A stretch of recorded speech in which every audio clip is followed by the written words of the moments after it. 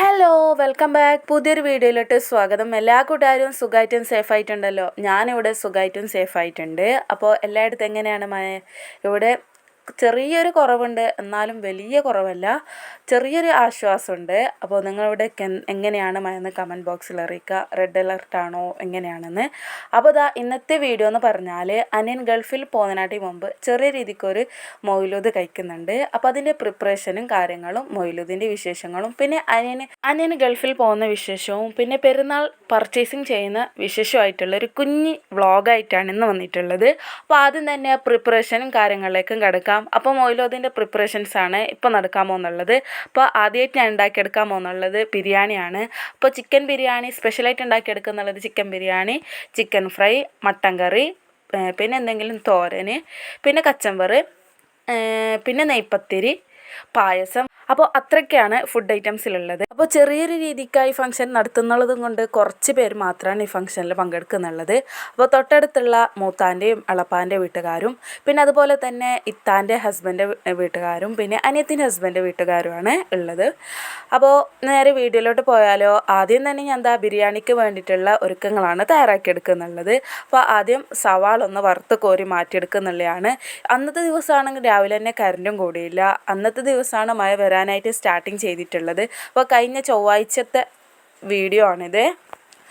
അപ്പോൾ കറണ്ട് ഇല്ലാത്തത് കൊണ്ട് അതിൻ്റെതായ ബുദ്ധിമുട്ടും കാര്യങ്ങളൊക്കെ ഉണ്ട്. അപ്പോൾ ഫോണിലാണെങ്കിൽ തീരെ ചാർജില്ല. അപ്പോൾ ഞാൻ ബിരിയാണി ഉണ്ടാക്കിയെടുക്കുന്നതിൻ്റെ ഫുള്ള് വീഡിയോ എടുക്കണം എന്നാണ് വിചാരിച്ചിട്ടുണ്ടായിരുന്നത്.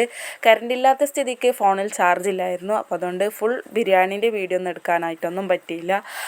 ആദ്യം ഞാൻ സവാള വറുത്തതെന്ന് വെച്ചാൽ ബിരിയാണി ഉണ്ടാക്കി കഴിഞ്ഞതിന് ശേഷം മുകളിലേക്ക് ഡെക്കറേറ്റ് ചെയ്യാനായിട്ട് യൂസ് ചെയ്യില്ലേ, കറിവേപ്പില, അണ്ടിപ്പരിപ്പ്, മുന്തിരി, സവാള അങ്ങനെയൊക്കെ വറുത്ത് കോരി മാറ്റിയെടുക്കില്ലേ. അപ്പോൾ അതിന് വേണ്ടിയിട്ടാണ് ഉണ്ടാക്കിയെടുത്തത്. പിന്നെയാണ് ഞാൻ മസാല ഉണ്ടാക്കിയെടുത്തത്.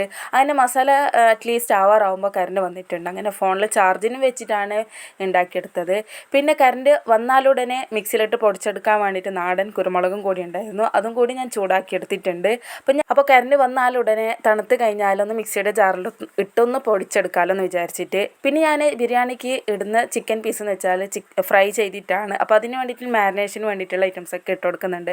മുളക്, ഉപ്പുപൊടി, ഇഞ്ചി, വെളുത്തുള്ളി, പച്ചമുളകിൻ്റെ പേസ്റ്റൊക്കെ ചേർത്തിട്ട് ആണ് ഞാൻ മസാല ഉണ്ടാക്കിയെടുത്തിട്ടുള്ളത്. അപ്പോൾ ഇത് ഞാൻ ചെറിയ രീതിക്കൊരു ഫ്രൈ ആണ് ചെയ്തെടുക്കുന്നുള്ളത്. പിന്നെ ഞാൻ ചിക്കൻ ഫ്രൈക്കുള്ള മാരിനേറ്റ് ഇവിടെ സെറ്റാക്കി എടുത്തിട്ടുണ്ട്. മുളക് പൊടി, കുരുമുളക് പൊടി, ആവശ്യത്തിനുള്ള ഉപ്പ്, ചെറുനാരങ്ങ, വിനാഗിരി, ചിക്കൻ മസാല പൗഡർ, കറിവേപ്പില, കോൺഫ്ലവർ അതൊക്കെ ഇട്ടിട്ടാണ് ഞാൻ മാരിനേറ്റ് ചെയ്ത് വെച്ചിട്ടുള്ളത്. പിന്നെ കറിവേപ്പിലും കൂടി ഇട്ട് കൊടുത്തിട്ടുണ്ട്. പിന്നെ ഈ ചിക്കൻ ഫ്രൈ ചെയ്യാനായിട്ട് മാരിനേഷൻ ചെയ്തെടുത്തതും പിന്നെ ചിക്കൻ ബിരിയാണിക്ക് വേണ്ടിയിട്ടുള്ള ചിക്കൻ ഫ്രൈ ചെയ്യുന്നില്ലേ, അപ്പോൾ അതിന് വേണ്ടിയിട്ടൊക്കെ മാരിനേഷൻ ചെയ്തെടുത്തിട്ടുള്ളതൊക്കെ ബിരിയാണീൻ്റെ മസാല ഉണ്ടാക്കിയെടുക്കുന്ന സമയം കൊണ്ടാണ്, അതിൻ്റെ ഇടയിലാണ് ഉണ്ടാക്കിയെടുത്തിട്ടുള്ളത്.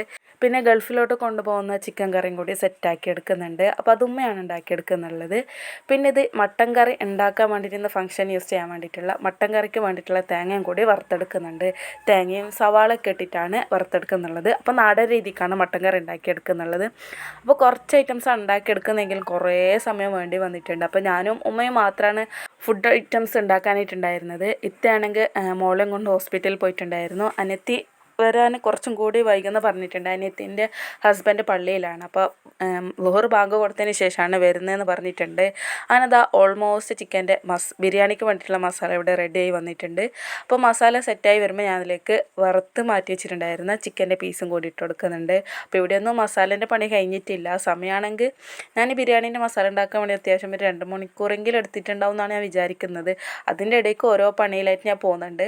അപ്പോൾ സവാള മുറിച്ചെടുക്കാനും പിന്നെ അതങ്ങനെ എല്ലായിട്ട് 2 മണിക്കൂർ എന്തായാലും എടുത്തിട്ടുണ്ടാവും എന്നാണ് ഞാൻ വിചാരിക്കുന്നത്, ഓർമ്മയില്ല. അങ്ങനെ ബിരിയാണി ഓൾമോസ്റ്റ് കഴിഞ്ഞിട്ടുണ്ട്. അപ്പോൾ അതുണ്ടാക്കി ദം ചെയ്തെടുത്തിട്ടുണ്ട്. അപ്പോൾ എല്ലാത്തിൻ്റെ വീഡിയോ ഒന്നും എടുക്കാനൊന്നും പറ്റിയില്ല. സ്വന്തം വീട്ടിൽ ഫംഗ്ഷൻ നടക്കുമ്പോൾ എന്തായാലും ഫോൺ എല്ലാ നേരത്തും കയ്യിലൊന്നും പിടിച്ചിട്ടുണ്ടാവില്ല. അങ്ങനെ ബിരിയാണി എവിടെ സെറ്റാക്കി എടുത്ത് മസാലയൊക്കെ എവിടെ സെറ്റാക്കി എടുത്തിട്ടുണ്ട്. പിന്നെ ചിക്കൻ ഫ്രൈ ചെയ്യാനായിട്ട് വെച്ച് കൊടുത്തിട്ടുണ്ട്. പിന്നെ ഈ സമയം കൊണ്ട് അളമ വന്നിട്ടുണ്ട്. പിന്നെ ദം ചെയ്യാനായിട്ട് അളമയാണ് ദമ്മൊക്കെ ചെയ്തിട്ടുണ്ടായിരുന്നത്. അപ്പോൾ ബിരിയാണിക്ക് ദമ്മൊക്കെ ചെയ്ത് അവിടെ സെറ്റാക്കി എടുക്കുന്നുണ്ട്. കുടിക്കാനായിട്ട് ബൂസ്റ്റാണ് ഉണ്ടാക്കിയെടുത്തിട്ടുണ്ടായിരുന്നു. അപ്പോൾ മഴയല്ലേ, അപ്പോൾ തണുപ്പ് പറ്റില്ലല്ലോ, അപ്പോൾ ചൂടാണ് ഉണ്ടാക്കിയെടുത്തിട്ടുള്ളത്. അപ്പോൾ ബൂസ്റ്റ്, പിന്നെ അതാ ദമ്മിട്ട് കഴിഞ്ഞിട്ടുണ്ട്. അപ്പോൾ ഇതിൻ്റെ ഇടയ്ക്ക് ഉസ്താദ് വന്നു. ഉസ്താദന്മാർക്ക് ബൂസ്റ്റൊക്കെ കൊടുത്തിട്ടുണ്ട്. മൊയിലോത് ഓതിയിട്ടുണ്ട്. മൊയിലോത് ഓതുന്ന ലാസ്റ്റ് ആകുമ്പോഴാണ് ഇങ്ങനെ ബിരിയാണീൻ്റെ ദമ്മ് പൊട്ടിക്കലും എല്ലാം വിളമ്പി സെറ്റ് ചെയ്യുന്നതൊക്കെ. അങ്ങനെ ബിരിയാണീൻ്റെ ദമ്മൊക്കെ പൊട്ടിച്ച് ബിരിയാണി എന്തൊക്കെയാണ് വായിൽ വരുന്നത്. അപ്പോൾ ബിരിയാണി വിളമ്പി എടുക്കുന്നുണ്ട്. അങ്ങനെ ഓൾമോസ്റ്റ് എല്ലാവരും വന്നെത്തി കഴിഞ്ഞിട്ടുണ്ട്. മഴക്കാണെങ്കിൽ യാതൊരു കുറവില്ല, തകൃതിയായിട്ട് മഴയും കൂടി വരുന്നുണ്ട്. അപ്പോൾ നിങ്ങൾക്ക് ഈ വീഡിയോ ഇഷ്ടപ്പെട്ടെങ്കിൽ ചാനൽ സബ്സ്ക്രൈബ് ചെയ്യുക, സപ്പോർട്ട് ചെയ്യുക, വീഡിയോക്ക് ഒരു ലൈക്ക് ചെയ്യുക, പിന്നെ കമൻറ്റ് ചെയ്യാനും മറന്നു പോവല്ലേ കൂട്ടുകാരെ. അപ്പോൾ ബിരിയാണി വിളമ്പുന്നതിന് ഇടയ്ക്ക് തന്നെയാണ് പായസം കൂടി ഉണ്ടാക്കിയെടുക്കുന്നുള്ളത്. കടലപ്പരിപ്പിൻ്റെ പായസം ഉണ്ടാക്കിയെടുക്കുന്നുള്ളത്. അപ്പോൾ കുറേ ലാസ്റ്റാണ് പായസം ഉണ്ടാക്കിയെടുക്കുന്നുള്ളത്. ലാസ്റ്റ് അറ്റംപ്റ്റാണ് നമ്മൾ പായസത്തിന് വേണ്ടിയിട്ട് ഇറങ്ങിയിട്ടുണ്ടായിരുന്നത്. അപ്പോൾ സമയം ഓരോന്നോരോന്ന് ഉണ്ടാക്കി കഴിയുമ്പോഴത്തേക്ക് അത്ര സമയം ആയിട്ടുണ്ട്. പിന്നെ അതിൻ്റെ ഇടയ്ക്ക് നെയ്പ്പത്തിരക്ക് ചുട്ട് കഴിഞ്ഞിട്ടുണ്ട്. എല്ലാം സെർവിങ് ചെയ്യുന്നതിൻ്റെ ഇടയ്ക്കാണ് പായസം റെഡിയാക്കി എടുത്തിട്ടുള്ളത്. അപ്പോൾ കുറച്ച് ഐറ്റംസൊക്കെ വിളമ്പുന്നതിൻ്റെ സെർവ് ചെയ്യുന്നതിൻ്റെ വീഡിയോ മാത്രമാണ് എൻ്റെ കയ്യിലുള്ളത്. പിന്നെ ഫോണും പിടിച്ച് നടക്കലല്ല, ആകെ ഒരു ജഗപുകയായിരുന്നു. അതെടുക്കലും ഇതെടുക്കലും മറ്റേത് വെക്കലും മറിച്ചതും വെള്ളം അങ്ങനെയൊക്കെ എല്ലാം കൊടുക്കലായിരുന്നു. അങ്ങനെ അൽഹംദുലില്ലാ ഉഷാറായിട്ട് തന്നെ മൊയിലോതും കാര്യങ്ങളൊക്കെ നടന്നിട്ടുണ്ട്. പിന്നെ എല്ലാവരും കഴിച്ച് കഴിഞ്ഞിട്ട് ലാസ്റ്റാണ് ഞങ്ങൾ കഴിച്ചത്. അങ്ങനെ ഉസ്താദുമാരൊക്കെ പോയിട്ടുണ്ട്. പിന്നെ ലാസ്റ്റ് ഞങ്ങളാണ് ഇരുന്നിട്ടുണ്ട് ലാസ്റ്റ് കഴിക്കാനായിട്ട്. അങ്ങനെ ഫുഡും കാര്യങ്ങളൊക്കെ കഴിച്ച് കഴിഞ്ഞിട്ടുണ്ട്. അപ്പോൾ മൊയിലോദിൻ്റെ അന്നത്തെ വിശേഷം കഴിഞ്ഞിട്ടുണ്ട്. പിന്നെ ഈ വിഷ്വലാണെങ്കിൽ അനിയന് ഗൾഫിലോട്ട് പോകുന്നുള്ളതാണ്. അപ്പോൾ ഞാൻ പോകുമ്പോൾ മാത്രമാണ് വീഡിയോ എടുത്തിട്ടുള്ളത്. അന്നത്തെ ദിവസം ഫോൺ എവിടെയാണ് വെച്ചത് എനിക്ക് ഓർമ്മ പോലും ഉണ്ടായിരുന്നില്ല. പിന്നെ ഇങ്ങനെ തപ്പി പിടിച്ചിട്ടാണ് ഫോൺ കയ്യിലെടുത്തിട്ടുള്ളത്. ഈ ഒരു സീന് ഭയങ്കര ഒരു നെഞ്ചിലൊരു വിങ്ങലേറുന്നൊരു സീനാണ്. അപ്പോൾ അനിയന് വിഷമമുണ്ടെങ്കിലും ഞങ്ങൾക്ക് വിഷമമാണെന്ന് വിചാരിച്ച് ഉള്ളിലൊതുക്കി അടുക്കി പിടിച്ചിട്ടായിരുന്നു വീട്ടിൽ നിന്ന് ഇറങ്ങിയിട്ടുണ്ടായിരുന്നത്. പിന്നെ കോഴിക്കോട് നിന്നാണ് എയർപോർട്ടിൽ നിന്നാണ് പോകുന്നുള്ളത്. അപ്പോൾ അങ്ങനെ ബസ്സിൽ കയറി കോഴിക്കോട് വരെ ബസ്സിൽ പോകാനുള്ള പ്ലാനിങ്ങിലാണ് അങ്ങനെ ബസ്സിൽ കയറിയത്. പിന്നെ ബസ്സിൽ കയറുന്ന സമയത്ത് എല്ലാവരും കോത്ത് പിടിച്ച് അവന് മാത്രമെല്ലാം ഉള്ളിൽ ഒതുക്കി നിൽക്കുന്നുണ്ടായിരുന്നു. ഞങ്ങൾ ആകെ ബഹളമായിരുന്നു. പിന്നെ അങ്ങനെ അവനെ ബസ്സിൽ കയറ്റിയതിന് ശേഷമാണ് പിന്നെ ഡ്രസ്സും കാര്യങ്ങളൊക്കെ എടുക്കാൻ പോകുന്നുള്ളത്.